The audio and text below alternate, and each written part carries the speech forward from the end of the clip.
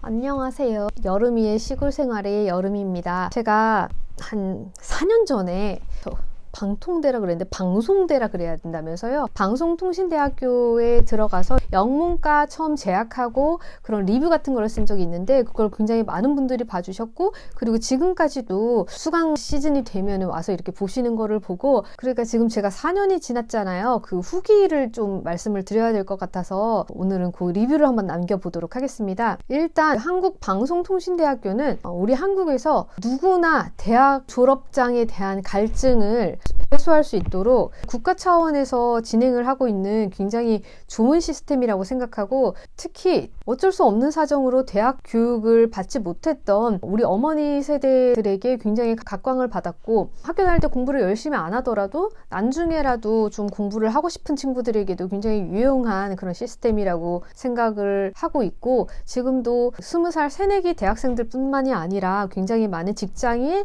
그리고 사회인들이 많이 등록을 하고 있는 프로그램이라고 생각합니다. 저는 2020년에 방송통신대학교에 입학을 했고, 저는 영문과로 진학을 했어요. 근데 마침 딱 2020년에 코로나가 터지면서 그렇지 않아도 다 비대면 온라인 그리고 학원을 나가는 것조차 굉장히 부담스러웠던 시기였는데, 그래서 그 방송통신대학교를 선택을 했던 제 선택을 저는 되게 자랑스럽게 생각을 했었거든요.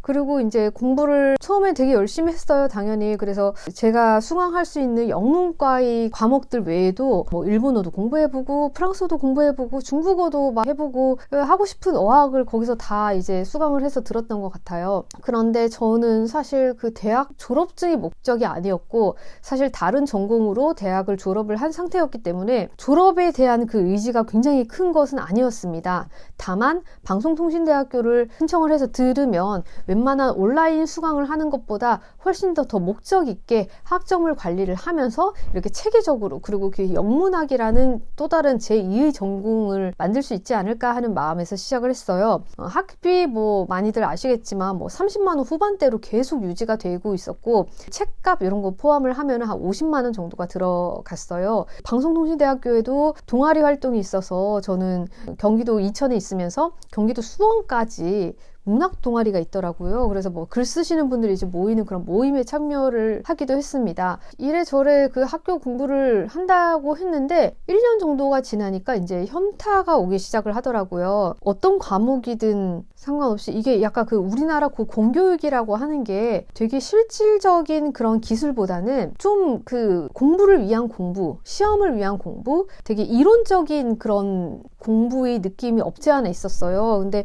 저 같은 경우는 사실 그런 거를 되게 못 견뎌 하는 성격이고, 공부를 좀 이렇게 진득하게 하기보다는 기왕이면 가장 효율적인 방법으로, 시간을 못 써서 그런 건 아니었어요. 어떻게든 제가 시간을 좀 효율적으로 써서 공부를 잘 했으면 하는 바람이 있었는데, 결론부터 말씀을 드리자면 어쩌면 이게 너무 당연한 건지 모르겠는데 2년을 하고도 영어가 하나도 늘지 않았어요. 점점 이제 GPT와 같은 AI가 많이 나오고, 내 영어 실력을 지금 와서 늘리는 것보다는 AI를 잘 활용을 하면, 어차피 내가 영어를 모르는 건 아니지만 완벽한 영어를 할 때에는 또 AI 도움을 받고, 거기에서 오류가 무엇인지, 내가 하려는 말이 제대로 전해지는지 안 전해지는지 정도는 제가 체크를 할 수 있었기 때문에 그 정도 변별력을 가지고 AI를 쓰는 것이 훨씬 더 효율적이라고 생각을 했었습니다. 그 이전 강의를 찍었을 때 제가 그런 얘기를 했던 적이 있었어요. 30만 원대의 학비를 내고 딱 그만치의 돈의 값어치를 하는 것 같다라는 말을 했었는데, 보면 이제 어떤 집에는 이제 영어 과외를 하기 위해서 한 달에 30만 원을 쓰기도 하고 1회에 막 정말 10만 원이 넘는 고액 과외를 시키기도 하잖아요. 내 의지도 의지이지만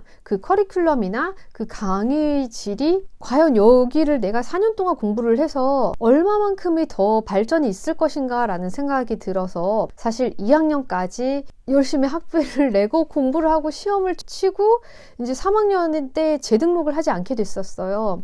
근데 그 이유가 정말 뭐 다른 일이 바빠서 아니면 뭐 다른 핑계댈 거리가 있었던 게 아니라 그 공부에 대한 원초적인 회의가 생겨서 그래도 제가 2년을 꾸역꾸역 좀 어떻게 보면 참고 다녔는데 생각보다 인풋이 팍팍 되지 않는 느낌 때문에 저는 그렇게 포기를 했었습니다. 제 처음에 생각은 그거였잖아요. 내가 어차피 학원을 다닐 것 같으면 내가 30만 원의 학비를 내고 학교 졸업이라도 하나 더 하자라는 그런 생각을 했었는데 지금도 사실 다양한 방법으로 공부를 계속 하고 있거든요. 사실 모르겠어요. 그 어른이 되고 나서 공부를 스스로 하는 게 참 쉽지 않기도 하고 공부하는 방법을 어떻게 해야지 가장 나에게 도움이 될 것인가도 계속 고민이 되는 부분인데 지금은 그래서 뭐 영문법이나 그런 회화 그리고 요즘 뭐 유행하는 드라마 대사 등 그런 자료들이 너무 많이 나오잖아요. 그런 걸 그냥 노트 하나에 이렇게 정리를 하는 걸로 공부를 대신을 하고 있습니다.